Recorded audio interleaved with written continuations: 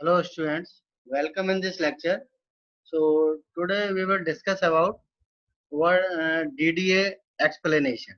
Actually DDA algorithm, what do you mean by DDA algorithm and how it will work.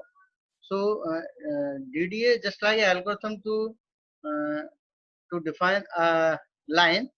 For the line drawing we use DDA technique, a DDA method. Different different techniques are using in DDA to draw a line. So it is a line drawing algorithm that is called DDA. So first of all, what is DDA? Actually, this is a digital differential analyzer. This is full form of DDA. So it is a line drawing algorithm.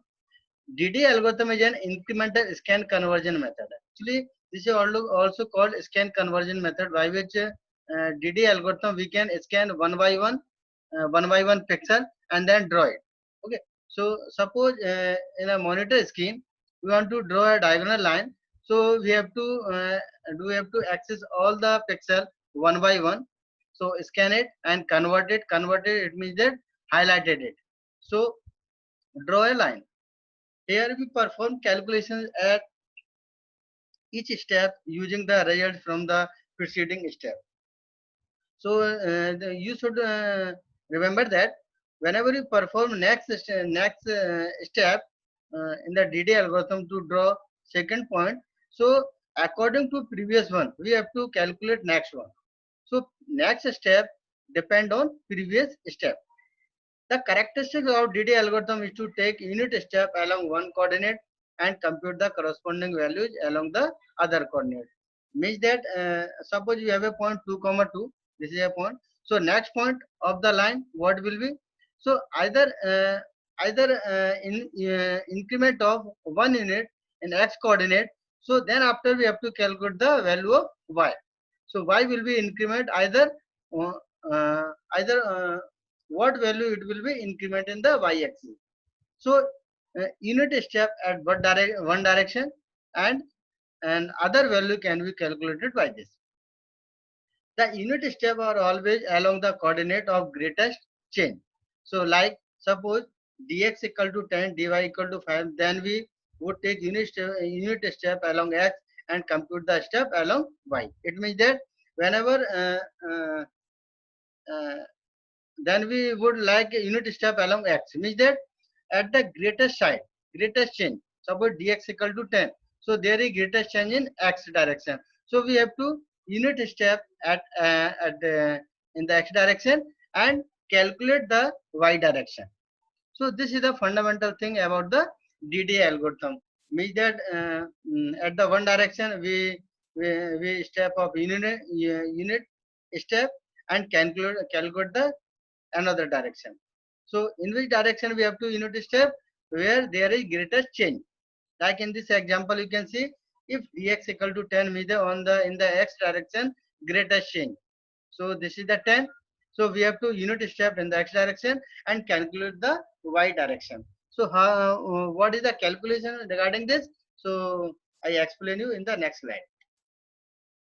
So in DDA algorithm, we have to find the new point xi plus 1 and yi plus 1. Like that, we have starting point xi, yi. So what will be next point? That is called xi plus 1 and yi plus 1. So this is the new points. Like you can say like x old, y old, and the next one x new, y new. So from the existing point lie xi, yi. As a first step here, we identify the major axis. So we identify major axis. So how can find it? So how can find it between them? So and the minor axis of the line to be drawn. So we have to find major axis and the minor axis of the line. So once the major axis is found, we sample the major axis at unit interval and find the value in the other axis by using the slope equation of the line. So actually this is a fundamental thing regarding the DD algorithm. Suppose we have xi, yi starting point. Next point we have to find xi plus 1, yi plus 1. How can do this? First point is we have to find major axis. Either x is major axis or y is major axis. Whenever we find major axis, so we have to unit interval at the major axis and calculate the another axis value by using the slope equation of the line. What is the slope equation of line? Y equal to mx plus c, where m is the slope and c is the intersection point. For example, in this example, you can understand better. If the end point of the line is given x1, y1, 2, 2 and x2, y2, 9, 5. So there is a line. So two end points are there, x1, y1, x2, y2. So we have to find in between points of a line. Start from 2, 2 and till to the 9, 5. How many points are there in between? These two end points. So first of all, we have to calculate major axis. So how can find it? We calculate y2 minus y1 and x2 minus x1 to find which one is greater. So y2 minus y1 3, x2 minus x1 7. So which one greater? So x axis is major axis. X axis major axis because x2 minus x1 equal to 7. This is greater from 3. So therefore, here major axis is the x axis. So here we need to sample the x axis as unit interval. So in that case, we have to increment in the x direction and we will find out the y value of each x in the x axis using the slope equation. So in this case, we have to find the value of y. But in that case, you can see unit interval in the x direction. We have to find the value of y by using some calculation. So what calculation is there? How can find it? So so we confirm that which one is greater. So unit interval in that direction, and second one is we have to calculate it. Suppose first condition is m less than 1. Suppose the value of m equal to m less than 1. What is the m? M is the slope. How can calculate the value of m? M equal to y2 minus y1 upon x2 minus x1. So we have to calculate m. If m is less than 1, it means that y2 minus y1 less than x2 minus x1. y2 minus y1 less than x1. So in that case, m less than of 1. So in that case, we assume that x is the major axis. In that case, you can see dx greater than dy, because in that case you can see this is the dx and this is the dy. So dx greater than dy. In this case, we assume x is the major axis. So therefore, we sample x as a unit interval and find the value of y corresponding to each x value. So x new will be x old plus 1. This is the unit interval. But y new value, what will be y new value? So y new value will be y old plus m. M should be added in the y old value, so we can calculate y new. So for each point of x, we can find the y new value. So this will be continued accordingly. So in that case, we can find this. So this is the first condition. Second condition, whenever m greater than 1, so in that case, what will be happen? y2 minus y1 greater than x2 minus x1. So here y is the major axis. So y is the major axis. So y at the y axis unit interval and find the value of x corresponding to each value of y. So here y new equal to y old plus 1. So one value will be incremented. But what will be x new? X old plus 1 upon m. X old plus 1 upon m. So this will be x old. So we have two condition is there. M either greater than 1 or less than 1. So here we didn't define m equal to 1. If m equal to 1, so what will be happen in this case? M equal to 1. So third condition I'm not written here. So I explain you.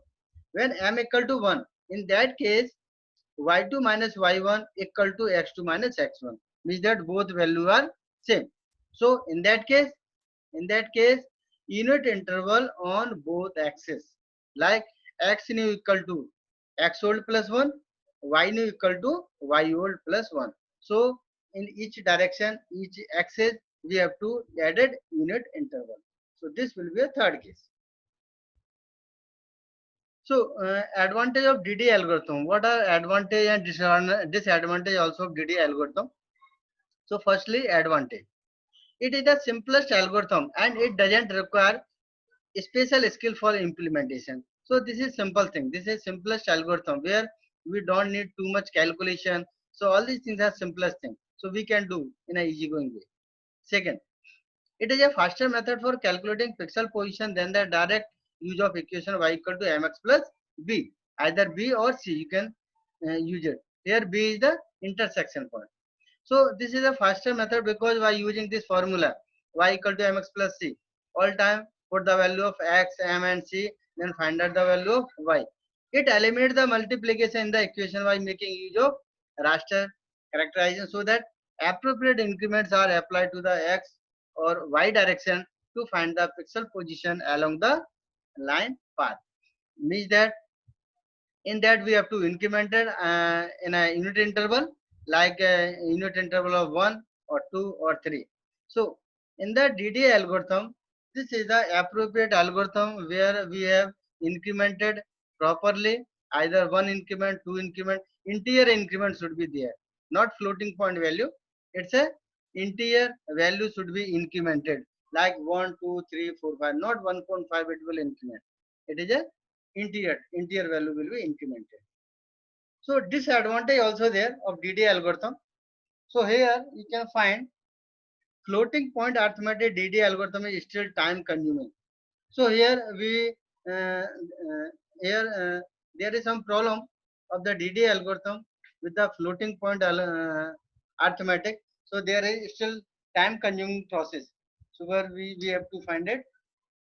So this algorithm not properly working for the floating point arithmetic. So there is some problem. Like suppose that value of 1.5. So it will take and it will assume that value of 1. Okay. If you are using 1.7, so it will assume 2. Okay. So floating point arithmetic is problematic in the DD algorithm. The algorithm is orientation dependent, hence endpoint accuracy is poor. Actually this is the orientation dependent, means that it will increment unit interval like 1 2 or 3. So endpoint we have to find out, but accuracy is poor. Line will be draw, but line not in a proper manner it will be draw. So just like a zigzag form will be there, because we are not considering floating point arithmetic in DD algorithm. So there is some problem regarding this. Okay, so this is whole thing of DD algorithm. So now come to the clipping. What means of clipping and how it can be done? When we have to display a large portion of the picture, then not only scaling translation is necessary, the visual part of the picture is also identified. This process is not easy. Certain parts of the image are inside while others are partially inside. The lines or elements which are partially visible will be omitted. So what do you mean by clipping? Okay, for the clipping, not necessary scaling, transformation, translation, or like other thing we have to do it. But why our concern is it should be some portion of the screen. Like in my laptop, you can see some portion is visual, and some portion are there that is not visual, that is hidden from that. So in that, this is the window. This is the window of my screen. This is the window of my screen. So whatever lines are there, whatever text are there, so that is visual to me, and which part not is there, so not visual to me, and that is omitted from the screen. So this process is not easy. How can find out which portion is visual and which portion not visual? So we have to identify this one. For deciding the visual individual portion, a particular process called clipping. This is the clipping. What means of it? We have to find this portion visual, this is not visual. How can find it? This is the another part, but that process is called clipping. Clipping determines each element into the visual individual portion. Visual portion is selected and invisible portion is discarded. Means that discarded portion is discarded, means that it's omitted from the screen. So different type of lines are there. We can line in the window, in the view portion. So in the clipping we are using a windowing. Where is window? What is windowing? Windowing is that what portion you want to show, so that should be in a window. what portion you don't show, so that is out from the window. So there are different type of lines we are considering in the clipping. First one, visual, that line entirely inside the window, that is visual line. Invisible, line that is outside, totally outside the window, so not considered for the visual, so it is invisible. Clipped, line is partially inside the window and partially outside the window, so it should be clipped. Okay, for clipping, point of intersection of a line with the window is determined. So this is our process in the clipping. By using the clipping algorithm, we can find what portion outside the window. So find out a point where we have to clip that line. So this is the algorithm part we will discuss later. So some cases are there. So this is the first case, visual line. This is the window, our viewport, where all the lines inside the window. So these are visual lines. Here, invisible lines, all the lines outside from the window. So these are invisible lines. Here, case third. In this case, you can see this one line is there. This one line is there. So some parts out the window and inside the window. So here you can see this is the point from P2. Here, from here, this part will be discarded, A dash. From that point, this part will be discarded of B dash. So in this figure, P1, P2 are point of intersection. So we have to find intersection point by using algorithm. The line P2 to A dash and P1 to B dash is discarded or clipped. So that portion will be A dash portion or B dash portion will be clipped. But first of all, we have to find out intersection point with the window. In the fourth case, you can see here. In this figure, AB is clipped case. This is the AB is the clipped case. You can see. CD is visual and EF is invisible line. So there is something, some line. So in that case, you can see mixed line, invisible lines, visible lines, and partially visible lines. So this is the fourth one case. So you can see clipping can be applied through hardware as well as software. So some softwares are there in market, by which we have to find, we have to clip some portion of the picture. So by using some cutter and some other software are there. In some computers, hardware devices automatically do work of clipping. Hardware devices also in market, they are working for the clipping the portion. In a system where hardware clipping is not available, software clipping applied. So generally we are working with the software. We are software engineer, we are engineers.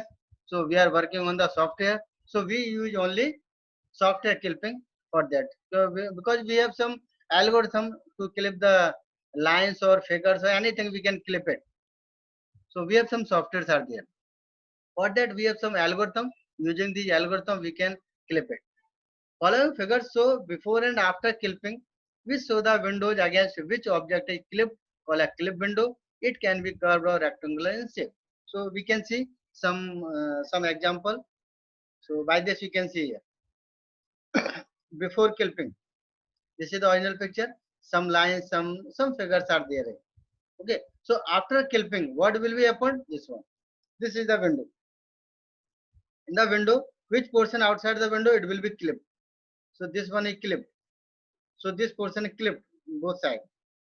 This one also clipped. So after clipping, we have to find out only that portion. Like a camera, whenever you click a picture, so what portion in your area, so by using camera, which portion it will cover. So all the pictures captured by the camera, but outside the pictures not captured by the camera. So that is clipped part. So we can clip it. But in any other image, we can also clip it. So there are some many algorithms are there which are using. Application of clipping. So what are applications? It will extract part we desire. Extract part we desire. We want that part not included, so we have to extract it. For identifying the visual and invisible area in the 3D object also, clipping also work in 3D clipping also, where 3D areas are there and visual and invisible portion we can identify. For creating object using solid modeling, modeling, we are also using object and clipping also using there.